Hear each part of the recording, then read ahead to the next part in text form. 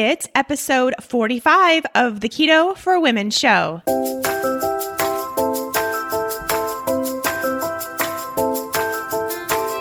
You're listening to the Keto for Women show, and I'm your host and nutritionist, Shawn Miner. This show is designed to empower women to find their own expression of the keto diet to maximize their health and happiness. Now let's get started with today's episode.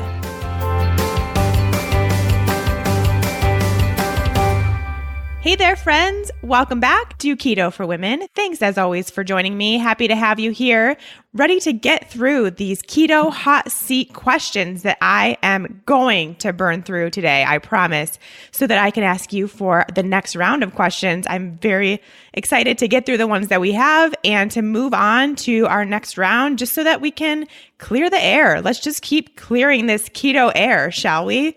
And that's the best way to do so, I think, is just to take your questions as they come and give you my honest, thought out, in the moment answers, which is what we'll do today. First, a few announcements. Of course, I want to mention the podcast sponsor for today, which is Oh So Good Bone Broth.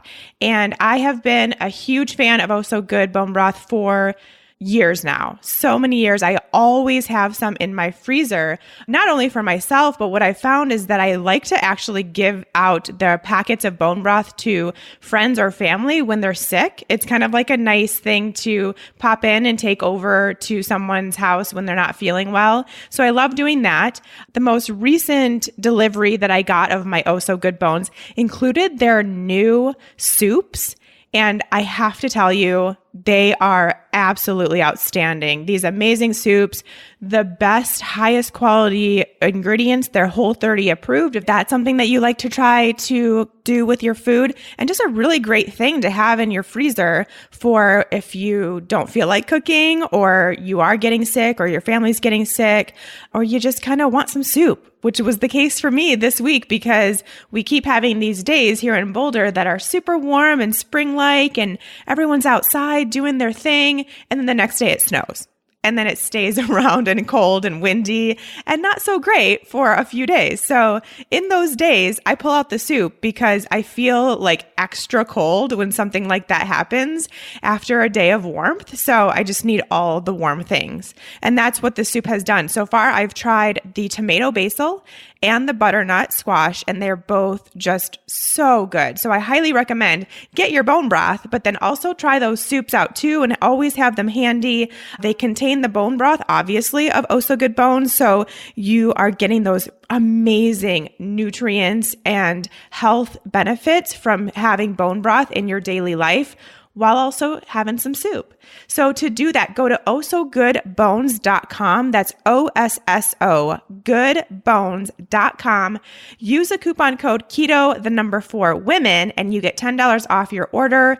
Trust me, you're going to be so happy that you ordered this broth. I wish I could tell you in better words than just do it because you're going to be so happy that you did. That's ohsogoodbones.com, coupon code KETO4WOMEN. And then a few just quick notes as far as things that are happening in my world and with Fat Burning Female and things coming up. So first of all, I know I mentioned this before, I'm going to say it again until it happens, which is that the next round of the Fat Burning Female project starts May 7th. And the enrollment for that class, it's a one-day enrollment because it always sells out, so I don't need to bring it on to 2 days. One-day enrollment starts May 1st. So put that on your calendar if that's something that you want to participate in through the month of May and then a few weeks into June, because it is a 6-week class. Then put that on your calendar for May 1st being your enrollment. And really the best way to make sure that you don't miss out on a spot is to get on the email list for the Fat Burning Female Project, which you can do so by going to bit.ly/FBF project. That's bit.ly/FBF project. And you'll kind of see everything about the class. That's also where you go to learn about the class. It's all on the same website. You go there, you can find out that information and then put your name on the list. And I email you as soon as enrollment's open so you don't miss it. So you get that opportunity because, like I said, it sells out. So if you wait a day, you won't get in most likely for the May class, and you'll have to wait until July. Now, really big announcement here. So everyone's ears are on right now. If you are someone that has not yet completed the Fat Burning Female Project, and maybe the reason why you haven't completed it is because you don't really want to do the group thing, or potentially you can't afford the class right now, so you're not doing it. I have created, after much debate, I have to tell you, this is like months of debate that I've been thinking about doing this and not.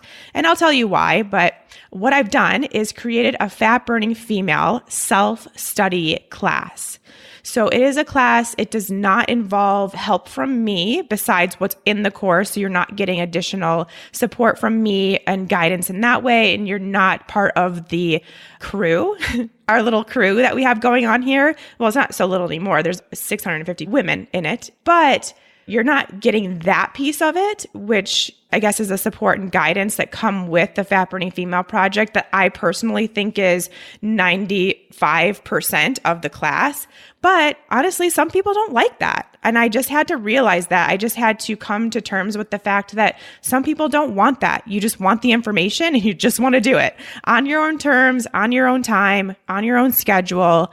And you don't think you're going to need a question and answer type situation from me or the support and community of a group. So I get that because I'm kind of an introvert too, even though I know it's hard to believe because I talk so much, but I'm a very outgoing introvert, I have found. So I get that maybe sometimes there are people that just want to do it.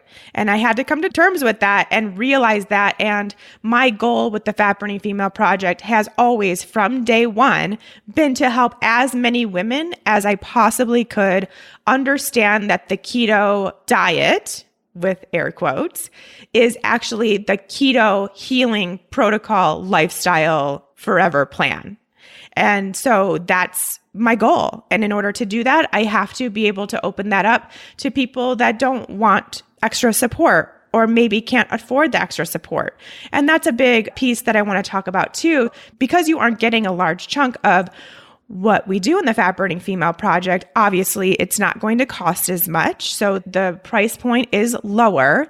And there is the opportunity at another time, if you feel like maybe you do need the support of myself and these other gals, to basically pay the difference and join into an actual project as it's going on, an actual 6-week class. So once the enrollment for something like that comes up, then you can join in and just pay the difference. So there is also that opportunity as well. So all that being said, on May 1st, you will have the option to choose if you want to do the self-study or if you want to do the 6-week project with your friends, your new friends, and me. They're with you to support you and guide you along the way. I mean, of course, like I said, I will always 100% believe that the Fat Burning Female Project should be done in a group format with your friends and with other people that are going through what you're going through, have the same questions and concerns that you have the support of a nutritionist and someone that's been there themselves and gone through the ringer themselves. So that's the caveat. I do really always 100% think that that's what the course is meant to be. And that's why I struggled changing it and giving another option, because the support and love of your peers is invaluable. And I love the tribe that we're building.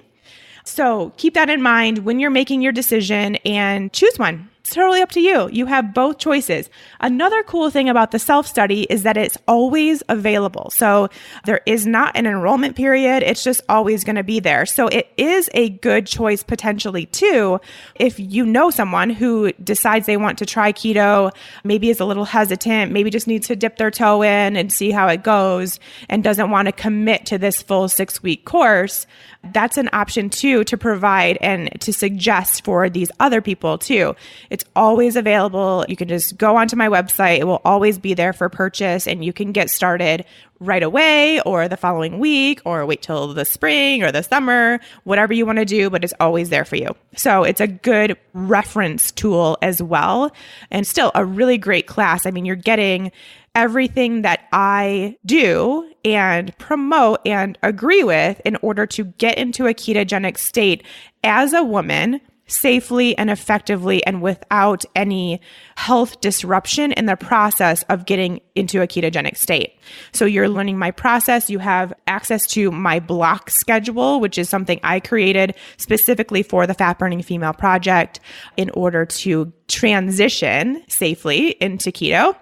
And of course, you're getting the materials for that and other things that are important to the class, like getting through keto flu, the frequently asked questions and things like that. So still lots that you are getting in the course, just missing the community piece. So totally up to you. Just wanted to share that. I'm very excited because, like I said, my goal is to help a lot of women, and this is going to help me bridge that gap and help more women.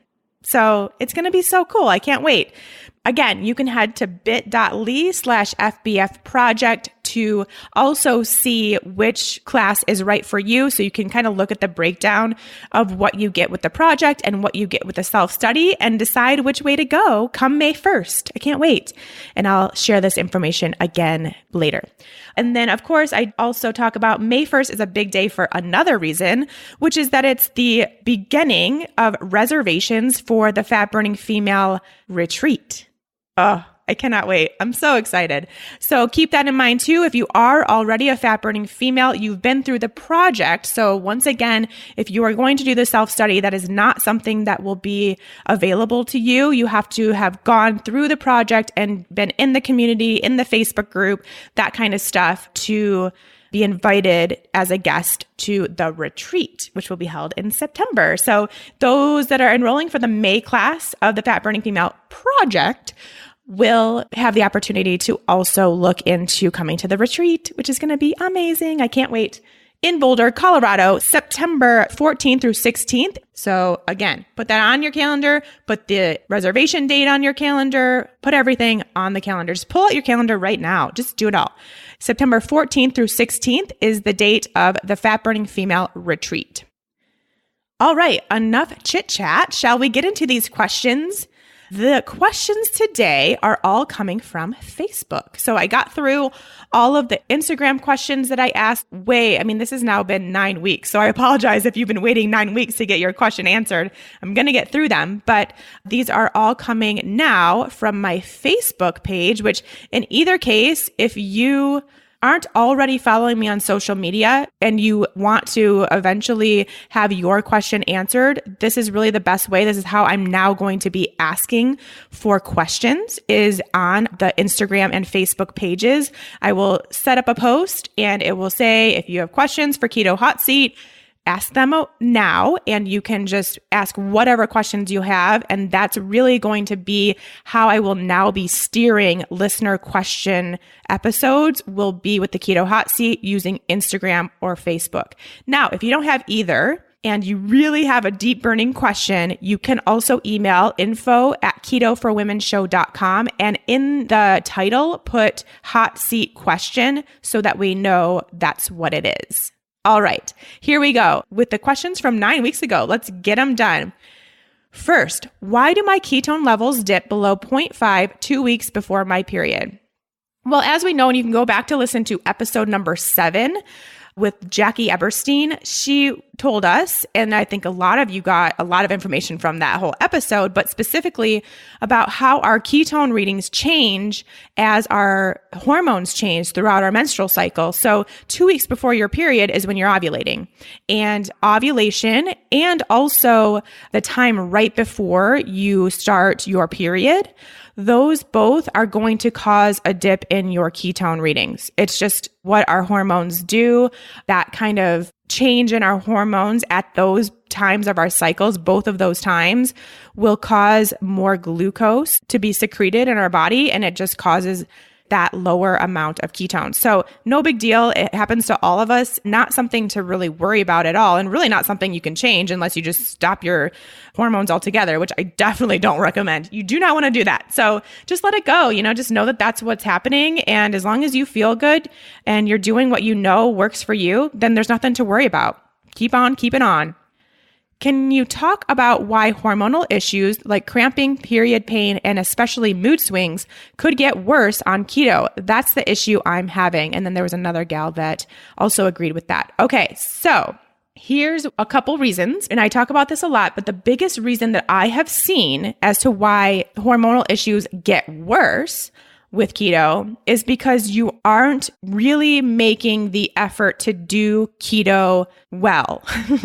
I'll just kind of use that word, I guess, just to get that out there. So we really want to make sure, and I see this all the time, if you are a woman, and again, this is why I have the Fat Burning Female courses, you either jump into keto too quickly, you start eating less food because all of a sudden you hear that you're not supposed to eat a lot of food on keto, you're not supposed to be hungry, blah, blah, blah. Or you aren't actually in ketosis because you're not eating enough fat and you're just low carb. So all of these situations are stressful on your body. And as soon as we experience stress, then it shows up in our menstrual cycle because our hormones get out of balance. I talk about this in pretty much every episode. So I think we got it now, but it happens really easily. So that's why when we are women, and this is why I have the whole business that I have and the podcast that I have, when we are women, we have to do keto a little differently. And we have to take our time easing into a ketogenic state. We have to make sure that we are getting into ketosis by eating enough fat and lowering our carbs and protein to the right amount for us.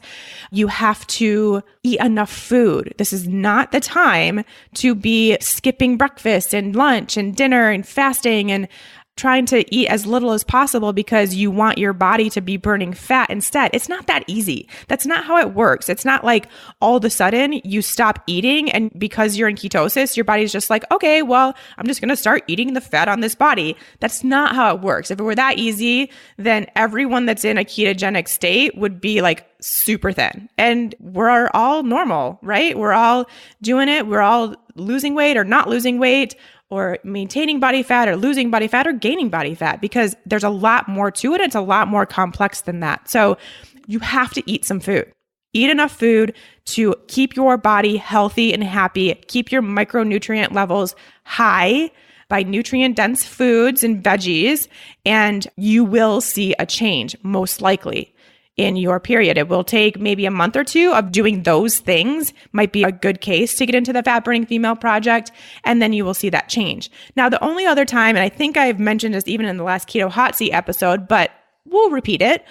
The only other thing that potentially happens here is there are times when if you come into a ketogenic healing protocol and you're doing everything I talked about totally correctly, eating enough food, fully in ketosis, eating enough fat, all the stuff I just said, and you're having issues with your menstrual cycle, then it could potentially be basically almost a healing reaction that happens when you have something that you're trying to balance out and using keto to do so. It's like that initial stage where sometimes that balancing happens and that healing is happening, but it almost looks worse before it gets better kind of situation. So if it's something where you've never had an issue, or maybe you know you have a hormonal imbalance and it seems like keto isn't making it any better, just give it another month or two and it will even itself out. You will get balanced and your PMS will get better. And that whole menstrual cycle just takes a turn and it's so much better. So make sure you're doing keto safe and effective for women.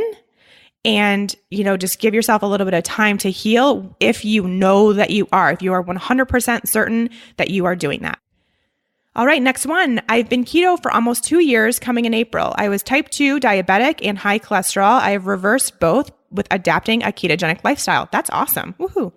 I check my blood sugar and blood ketones twice a day, wake up, and after dinner, I lost 45 pounds and feel great. I've got more to go one day at a time. The issue I have, I can never seem to get into nutritional ketosis. I'm always at 0.1 to 0.4. On occasion, I am sometimes 1 to 1.5. Very rarely though. I don't use exogenous ketones either. I would like to know what I am doing wrong. Well, we talk about this quite a bit too. And I think the biggest thing is that sometimes for most people, you're just not eating enough fat for what you need to get into ketosis. So add on the fat, drop the protein a little bit. You're probably fine with carbohydrate intake. Drop the protein a tad, increase your fat intake by a few servings a day and see what happens. So that's the common thing that happens with food to get into a bigger state or a deeper state of ketosis that I see quite a bit. But that's only half the battle, and probably not even half the battle. There's still all these other things that could be going on that are keeping you from getting into a deeper state of ketosis. Like the biggest ones I see are sleep and stress. If you're not sleeping well, if you're stressed out, if your hormones are out of balance, if you have a gut issue, really any sort of, health issue that might be keeping your body in this kind of fight or flight mode is going to impact your ketone readings. So it's really important to not just look at what's on your plate. You've got to look at your whole situation, your whole life, and see and make sure everything is really falling into place nicely. And then I would be shocked if you don't get higher ketone readings. I can give you some little hacks too. If you are not currently working out, start working out. Everyone needs to work out, right? I think we all know how I feel about that now, but if you want some better ketone readings, if that's your goal right now, that will definitely help. I will just say, don't test your ketones right after you work out because that won't look like anything good. Give yourself a little bit of a rest period before you test those ketones, but definitely start working out and that should help quite a bit. And it's just like a little hack.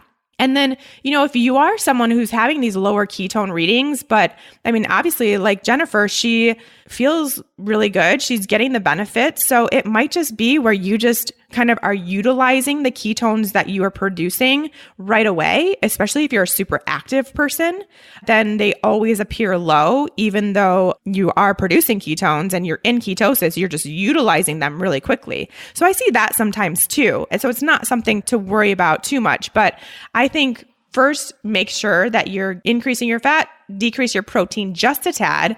Make sure you are looking at your whole lifestyle, everything else besides just what's on your plate, because it's all of it, especially as women, and start moving. Easy as that. Okay. How bad is it to eat legumes on keto? My husband is Indian and traditionally eats a lot of lentils. Could I use them as a carb up? First of all, I don't think any food is bad. So it's not bad to eat legumes on keto. If you do well eating legumes and still feeling great, staying in ketosis, if that's what your goal is, and that's what you want to eat, by all means, eat away. That's all. And that's really the case. You could put in any food into that sentence, like how bad is it to eat cake on keto? And my answer would stay the same. If you feel really good and you're staying in ketosis and the health issues that you're looking to heal are being healed, then have some cake, have some lentils, whatever you want to do. That's where it becomes the lifestyle piece that I promote and I think most women need to hear. Nothing is bad. Nothing's off limits. It's okay. Just find what works for you and find what makes you feel really good and do that. It's as easy as that. Such an easy answer. Alrighty, moving on. Why do some people talk about carb cycling or refeeding to break ketosis once in a while as a necessary action to ward off some perceived negative long-term effect of a constant ketogenic diet? This is a really good question because I actually don't know the answer. And I don't think that there is one, to be totally honest. Like if you ask this to someone that promoted that, I'd be really interested to see what their answer is that is actually from like a scientific evidence-based proof thing.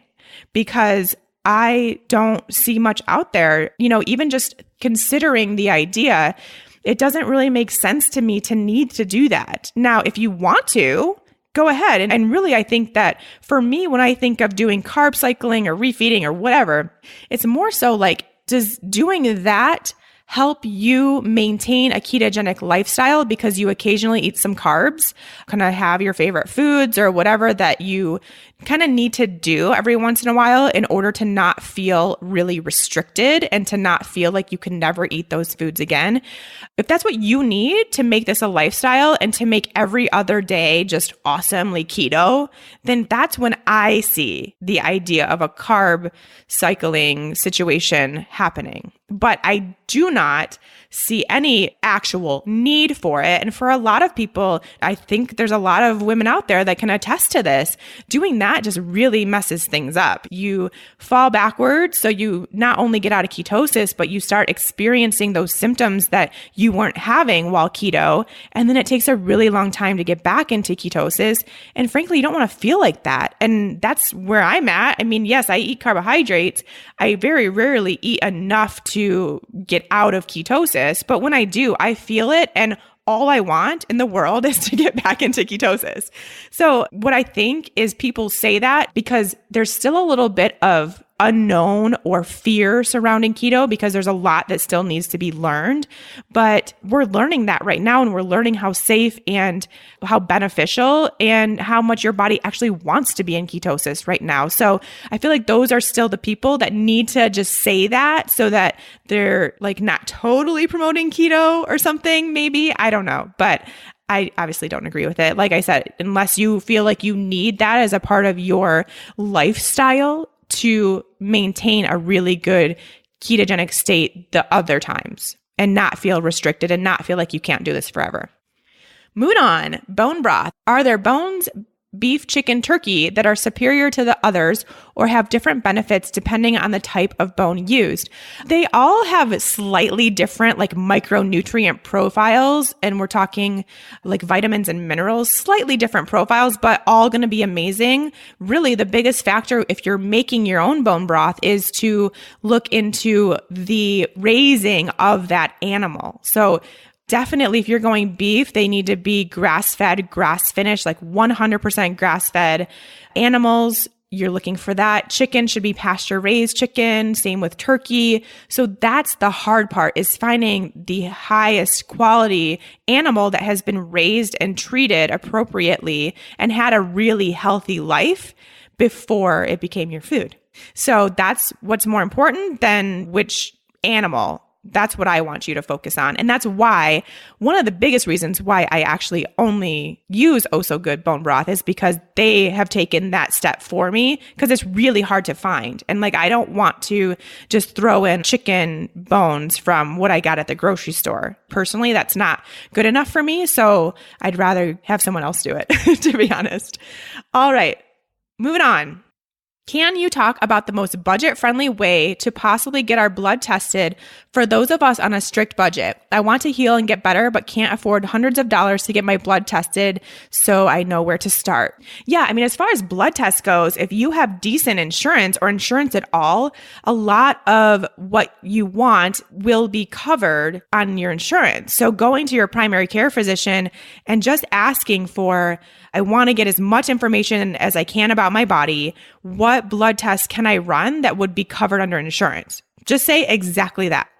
And you will get as much as you can. I mean, unfortunately, the problem with not only insurance, but some Western medicine route people is that you're only getting half the information. And that's the really hard part. So that's where really finding a doctor who has a more functional medicine approach or holistic approach would then get you more information. But yes, most likely you do have to start paying out of pocket for that. So some people are lucky and find those doctors that are willing to run all the tests and, you know, have really awesome insurance that covers it all, but it's definitely a crapshoot. So you have to do a little bit of research there.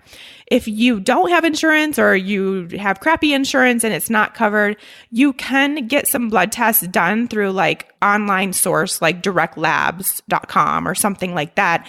They are going to be pricey. So if you can't do hundreds of dollars, then they would potentially add up to be that. And then you don't have anybody to read them, which is also important. And quite frankly, just looking at the typical lab ranges isn't going to do you any good. So me as a functional practitioner, I have different lab ranges than what the testing will show you, just if you were to do that on your own, because those lab ranges are really wide and they're basically only going to show you, you're going to be out of the lab range if something is wrong. Whereas if you look at it from a little closer lens, then you can kind of find some trends and find some things that might be heading out of direction a little quicker and look at the whole system combined and find those trigger points before they actually become full-on disease or illness, which is, I think, what you really want to do. Now, keep in mind also, I say this all the time, but I am going to keep saying this, that if you want to look specifically at your hormones, that is going to be something to look at through saliva or urine for the accurate results that you are looking for and needing to really balance out your hormones. So keep that in mind too, that you most likely also will have to pay out of pocket, but it's not really that expensive. Honestly, I think it's worth it for sure. I do teach a class called the Happy Hormones Project where we do the saliva testing and you get a protocol from me based on the results. And that is actually coming up soon as well. The only caveat there is you have to have gone through the Fat Burning Female Project first, or the self-study. Fat Burning Female Project or self-study to become a Happy Hormones Projector. Before we get any further with this episode, let me take just a second to tell you all about the Ample Ketogenic Meal Replacement Shakes. I'm so excited that this product is now out there. I can't wait for you all to try it. It is the first all-in-one keto meal replacement shake that gets the nutrition from quality, real ingredients, which is so hard to find in the ketogenic space. You all know how important real food ingredients are for me, and I want to pass that information on to you. And here we now have a really great opportunity to have a meal replacement shake, something that's super easy for us to grab when we're on the go, running errands, don't have time for breakfast, don't feel like cooking, whatever it may be. We now have a place to turn, and that is the Ample Ketogenic Meal Replacement Shakes. 70% of the calories in this shake come from premium healthy fats such as MCT oil powder, coconut oil powder, things we're already eating on a daily basis anyway. There are only 6 grams of net carbs in each meal, and it comes along with 40 billion CFUs of probiotics, which is like 10 times what you would get by drinking a kombucha. So they're really taking care of our gut health. They're keeping that in check while we're on a ketogenic diet. They have the prebiotic fibers necessary too within this shake to feed the good bacteria in your gut. They've thought of so much. It has potassium and magnesium so that if you're going through the keto flu or you just want to work on your electrolyte balance, which is something we talk about a lot on Keto for Women, that's taken care of too. And the best part is it actually tastes amazing. I taste so many ketogenic products. Most of them I don't like, so I don't even tell you about them.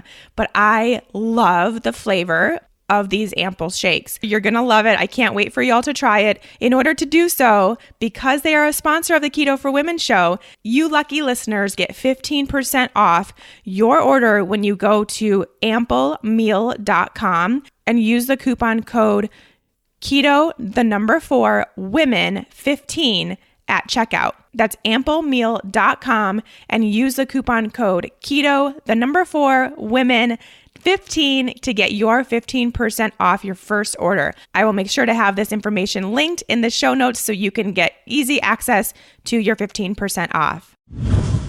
All right. Why don't you recommend dairy for Hashimoto's? Any other specific Hashimoto's or autoimmune recommendations? Thank you. Love your show. Thank you so much.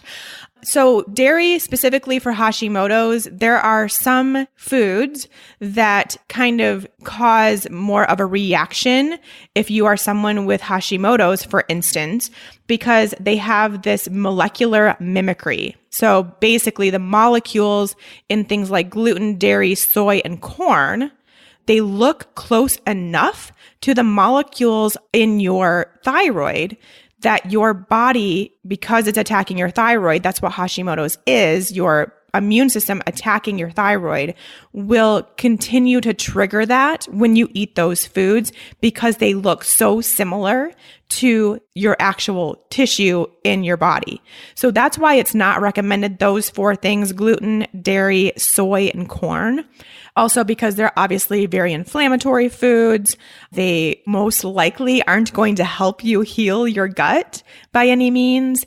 And that's what you really need to happen with any autoimmune disease. You need to work on healing your gut. So if you're asking about other recommendations for autoimmune and Hashimoto's, my biggest thing that I can say for anyone with autoimmune disease is that instead of just looking at the health of that particular organ, you need to look at the health of your immune system. And the vast majority of your immune system lives in your gut. So it's really important to start working on your gut health and to find out what's going on in your gut, get that all situated so that you actually can heal your gut. That's my biggest recommendation because I have Hashimoto's and I have ulcerative colitis, which is autoimmune of the colon. Neither one has remotely affected me in years because I took care of my gut health. And that was really important to do. So keep that in mind. You can always do my Good Gut Project. That's a class that I have that looks at your gut health through a stool test and through a food sensitivity test. You can always do that. That's a really good recommendation for people with autoimmune disease. And just being keto, within the Fat Burning Female Project, there's so many people that have autoimmune disease. That's a really big population in the class. And they are having some really awesome results from just being keto and doing nutrient-dense keto lifestyle, plenty of food keto. So again, it's all about the gut and of course, stress for sure. Stress and emotional stress as well. I have a lot to say about autoimmune, as you can tell, but we'll move on. All right. Do you have any favorite keto products to recommend, like a treat, quick snack, something life simplifying, etc.? Well, I think you've all heard by now the Ample Foods ketogenic shake. I legit love that because it's so easy to take with you everywhere. So I've taken it traveling, I take it on hikes. Just if I know I'm going to be out running errands for a long period of time, I take the shake and then I just either put water in it from your water bottle, which I've done before, and shake it up, or you put the water in before you leave and, just shake it back up when you're ready to eat. And then I just have a few sips of that throughout the day, or I'll have it like half a shake as a meal. It's just so convenient. And because, of course, and I'm not just saying this because they're partners with the podcast, but yes, they are partners with the podcast, as I'm sure you all know by now. And you can get 15% off your first order at amplefoods.com if you use keto, the number 4 women 15. But I do like that as a good keto product. I love eating Evolved 100% chocolate, which I talk about that all the time. I love having little nut butter packs. I think that's really fun and really easy. Like I always take all of these things while traveling. Basically I'm just thinking of all my travel hacks at this point because I like having snacks around. You just never know, not only while you're traveling, but when you get somewhere, are you going to have what you need in order to either stay in ketosis or eat the foods that you want to eat or whatever. All right. Curious about keto rash. That would be an interesting topic to explore. Yeah, it is an interesting topic. And it is something that, some people will notice when they do make the ketogenic switch. Not everyone. I think it's actually a pretty small population. But basically, it's just kind of a reddening or a rash-like happening on the skin. And it's because of you releasing acetone. So that is a byproduct. That is a ketone byproduct is acetone. And you release it, especially right at the beginning of ketosis. And your skin is one of the organs that helps release that. And it can irritate the skin. And that's what's causing the keto rash. So for most people, it's kind of a fleeting thing. It's maybe a couple weeks and then it goes away. So you honestly just kind of have to be patient with it. There are some things you can do. And most of the time I haven't heard of it being super itchy or anything like that. So most of the time you won't have to worry about that. But you can also always take like some essential oil baths or Epsom salt baths, I think would be really good too. Anything you can do to soothe your skin using natural creams would be really great, which I talked about in last episode, the ones that I recommend. So make sure you listen to that if that's something you're dealing with. But I think most of the time it's just a matter of being patient and then it does go away, especially as you continue with your ketogenic diet. Now, the biggest thing is stopping and then restarting and then stopping and then restarting. Instead, just really try to continue on doing what you're doing and what you know works, and it should disappear hopefully pretty soon. Lifestyle. How do you keep a handle on how much time you spend on your phone, computer, social media, etc.? I'm trying to be more in the moment and it's proving difficult to disconnect. Ooh, I love this question because that is something that I had to change significantly when I started really working on my stress levels and realizing how this kind of screen time was affecting my stress levels and also affecting my sleep.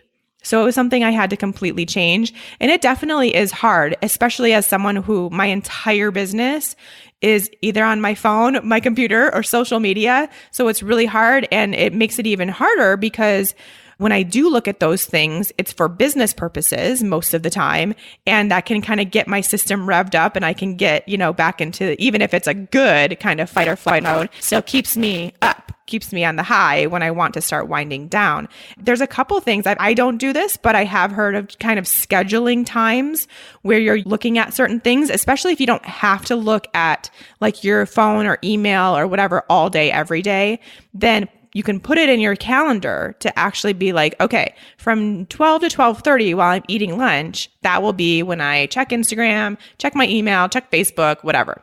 Not that I promote using your electronics while eating. I should clarify that. But maybe you can eat first and then use like the 15 minutes to check everything. So basically you're scheduling little pieces, little pockets of time throughout the day to take that time. And so you're not saying, oh, I'm never going to check Facebook, because you probably are, right? So you're already going to be failing if you say that. But when you schedule yourself some time, and it could be that maybe you're better at actually having that on your calendar. And so the cool thing when you do that is you can set the time, but you can set like an alarm or something that goes off when your time is up, so that you kind of are held accountable by your phone or your watch or whatever you use to let you know that your time is up. Really what I do, because I can't really do that because of how my work just requires that I'm on these things all the time, but I do make sure that I have a certain period of time, which for me is like 7:30, 8 o'clock, depending what I have going on that night. I stop looking at them. I do not look at them beyond that. So that's what really worked for me, because I wanted that wind down situation to be happening at night. And so I give myself like an hour before I'm going to be headed to bed. I stop looking at my social media, my emails, my computer, that kind of stuff. And I just either read, I'll watch some TV if I have my blue blockers on only, so that I'm not getting the blue light from that anymore. Or I go in my sauna, or I take a bath, or I'll just go sit on my balcony outside if it's warm enough, So I think that's really something that you can do. That's a really easy one. If you need to kind of step into this a little slower, is just give yourself a deadline. Start there and do normal things, but then shut it down at a certain time at night that's best for you. And then, you can slowly work into either making that happen earlier in the day, or then, building out chunks of time. I think that's really important. Moving right along. Can anemia cause lower blood ketone readings? On the flip side, can iron dextron infusions raise ketone readings? In either case, I don't know. And I will be totally honest with you and tell you that I do not know, but I don't think that would happen in either case. It doesn't seem like there would be a relationship to that. If I'm just kind of thinking it out right now, it doesn't seem like that would be an issue. All right, what problems are you creating by having those off the wagon days where you're eating high fat and high carbs? Do those high fats end up just getting stored? No, not necessarily. And it depends, I'm assuming quote unquote off the wagon days, which I definitely prefer not to use that term, because what wagon are we even on is the problem. But, if they're kind of few and far between, if they're not really that often, then who cares? Just eat it. Just go for it. Do it and get back to what you're used to doing the next day. So more than likely, they're probably pretty rare. And in that case, who cares?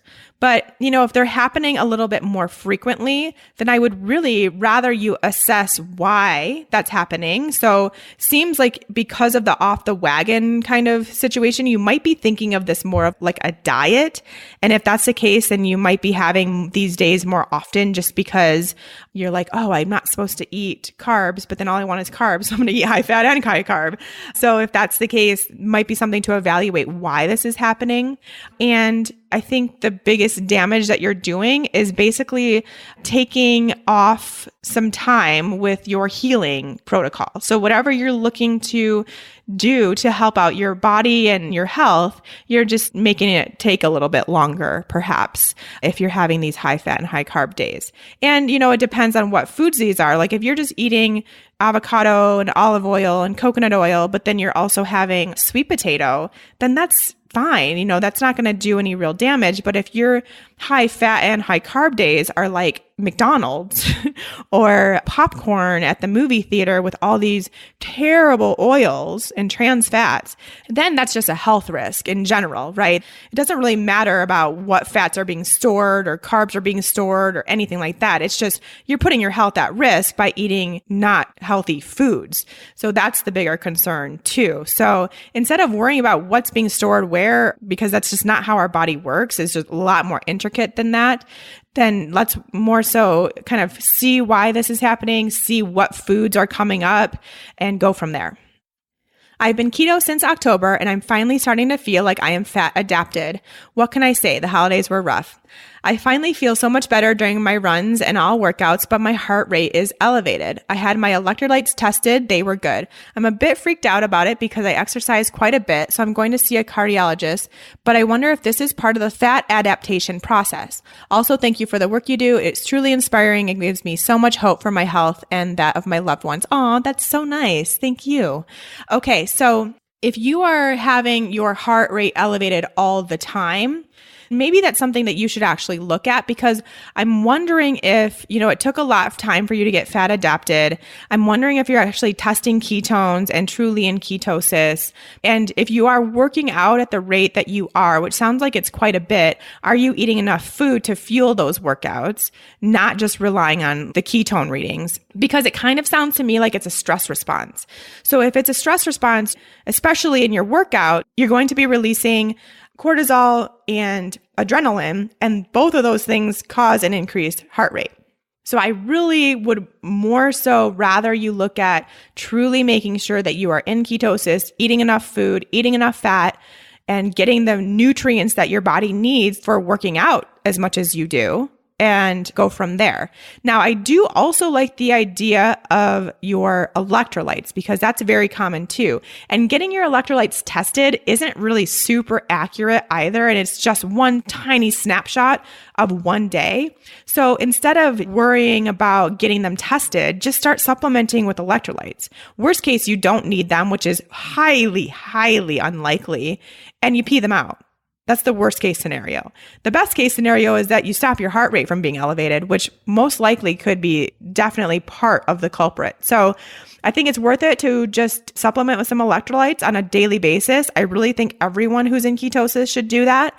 It takes away a lot of the symptoms that you could have of keto flu, or just potentially just not feeling all that great while being in ketosis. So I really think it's worth it. Also adding salt to your water, especially if you are sweating, and really even if you're not, that's really important too. So good high quality sea salt in your water would help that too. So those three things, make sure you're actually in ketosis and it's not a stress response. Electrolytes, salty water should help out quite a bit. When using keto to treat a neurological disorder, what is a therapeutic level of blood ketones, and how do you get your ketones that high and maintain them? Well, a therapeutic level is going to be more so like, I would say 3.0 to maybe 6.0-ish. I think it totally depends on the person. So, you're going to have to kind of play it by ear and see what is changing and if it's helping with that higher ketone reading and how high you need to be to alleviate some of those symptoms. So it's different, of course, for everyone. But to get there, that's where I do see a good case for exogenous ketones, because it is hard to get there. Now, I do think it's totally possible for some people to get there just with food. And that would be probably like an 85 to 90% fat diet. Something really, really ketogenic would potentially get you there too. So some options to explore, but that's where I do see exogenous ketones being an option for a lot of people to boost those ketone readings up and keep them there for that therapeutic effect. For most of us that don't need that, no worries. No need to do the exogenous sources. Can you explain how adrenal fatigue and keto work together? Some websites say not to do keto and some say it's fine. I can, and I have, and I've talked about it mostly in like the first 3 episodes of Keto for Women. So go back and listen to those because otherwise it's going to take a really long time for me to explain everything. And this is like a topic I'm really passionate about. But this reminds me that I forgot to tell you all, I am going to be hosting a webinar for Keto for Women, for really anybody, but we'll say for Keto for Women, about this particular topic and your keto for hormones, which part of those hormones include your adrenal hormones. So I'm going to go through that whole process and actually with slides. So in case you are a visual learner, it will help a lot. If this is something you already get, like you already understand this because I talk about it quite a bit, then no need to attend. But if you want to know more about this relationship between adrenals and hormones and keto and everything, then you should attend my webinar. And it is happening April 30th. So April 30th, it will be a live webinar. I will set up registration about a week prior. So you will have plenty of time to get registered and be able to attend that live. And then if you can't attend live, there will be a recording available as well. So I hope I see you all there. I'll give you more information as it gets closer. But just one more thing to put on that calendar, April 30th, free Keto for Women, Keto for Hormones webinar by me. Why would someone gain weight when starting keto? And then there's a whole thing, but I'm going to cut it down just so that we can get through the rest of the questions because I talk about this a lot. I think I've talked about it in like 3 or 4 episodes, and I'll just quickly go through some of the reasons. If you have been a past dieter of any sort where you have restricted your calories, then sometimes being keto can cause weight gain while your metabolism is adjusting. It is temporary. It is often necessary. It is healing. It is not a bad thing, although I know it's hard. I know it's hard, but it can happen. And if that's the case, and that's why, likely if it's weight that you don't need for health, then you will lose that again pretty soon, as soon as your body regulates itself and your metabolism gets that regulation as well. Some other things, if you have, like I've always said, weight gain is a symptom of something else going on in your body. All it is a sign from your body like, hey, something's up. I'm working on this right now. And one of the symptoms is weight gain. So I'm going to show you by gaining weight. This is going to happen whether you're keto or not. And when you go keto, sometimes, again, it's almost that healing reaction where whatever that thing may be, and quite often it is a hormonal imbalance in us women, whenever that is, will kind of show itself when going keto because it's in the process of being healed. So a lot of times people will see this increase in weight, and it's just because it's from this hormonal imbalance you've had forever, but now you're actually working on healing it, and a little bit of a healing reaction is happening, and that comes in the form of weight gain. So those are the 2 biggest reasons I see. There's a lot of others, and I've talked about them in the past, so you may want to go back and look at some of those. Next, how does the absence of self-love and self-acceptance affect keto? Oh, I love this question, and I know who asked it, and I know she's asking it because she knows how many women need to hear this answer. So self-love and self-acceptance are absolutely essential to healing your body because you can be doing all the keto, all the tests, all the protocols, everything for your body. But if you're still talking negatively in your head about your body, about yourself, about your situation, about how you're never going to get well, about how you're always going to be overweight, about how you want your jeans to fit and they're not fitting yet, if you have that mentality, it is going to take a long time, if ever, to heal. I know this from personal experience. So I don't want you to think that I'm just saying this because I feel like I should say it. I know this because I was really having a hard time with the weight that I gained when I was sick. And I was talking very negatively to myself. And then one day I just said I had had enough. I was just done with it because it was making me so miserable that I was not living my life anymore. I was just a totally different person.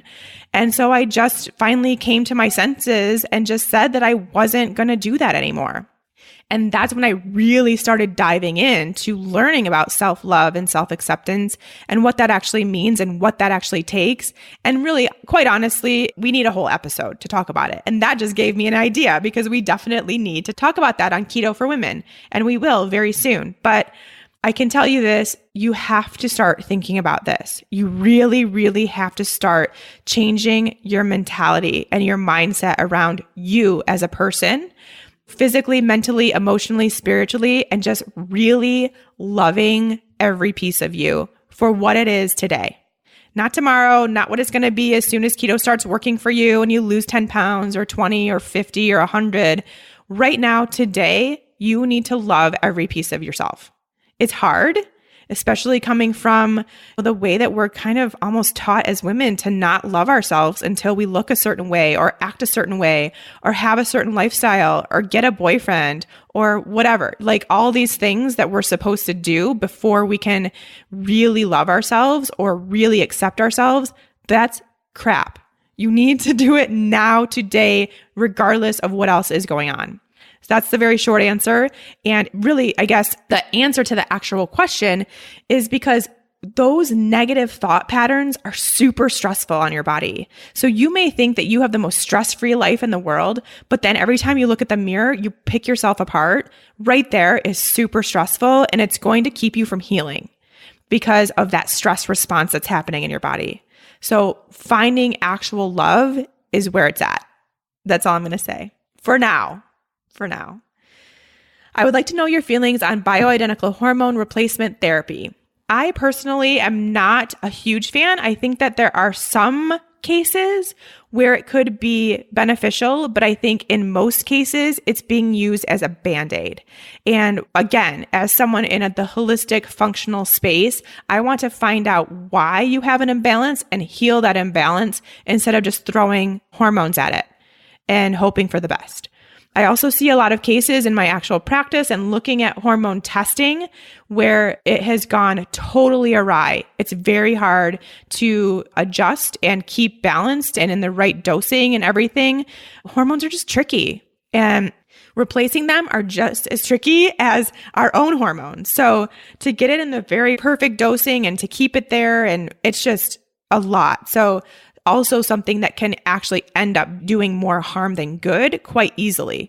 So I prefer for women to go the route of truly understanding their hormones, their body, what's going on with their imbalances, and work on healing those imbalances from a root cause issue instead of throwing a Band-Aid. So that's how I feel about that in very few words. Okay, I'm going to stop it there. We got through pretty much all of them, so I think we're doing pretty well, and I think it's time to get some new ones. So be on the lookout in the next probably 2 to 3 weeks on Instagram and Facebook for a post, and it will say Keto Hot Seat questions needed. And we will get some new questions. As I'm sure you can tell, I absolutely love doing these episodes. I think they're super fun. I think you guys are loving them and getting some really great information. And like I keep saying, this is just me. This is exactly what it would be like if you were sitting in front of me right now asking me questions about keto. These are my responses. They're not thought out beforehand. There's no notes. It's just me and the mic and your questions. And I love it so much. So we will be doing this again on a pretty regular basis, and I will be looking forward to getting your questions. In the meantime, have a great keto week, and I will see you all next time.